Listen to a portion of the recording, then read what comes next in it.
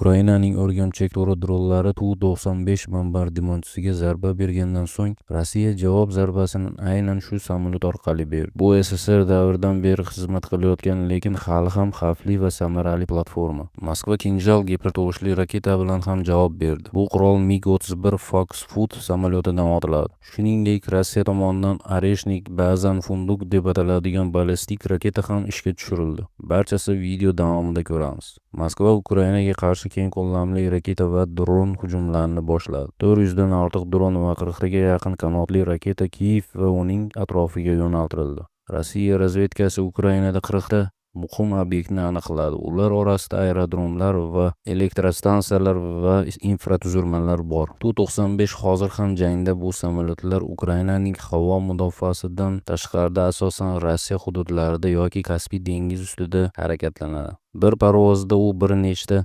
X-101 qanotli raketalarni uchiradi. Ularning uchish masofasi 3,5 kilometrgacha. Bu Kiyevdan ancha uzoqda turib ham hujum qilish imkoniyatini beradi. Bu jangda faqat dronlar yoki raketalar urushi emas, bu razvedka, texnologiya va strategik ustunlik uchun kurash. Yaqin kunlar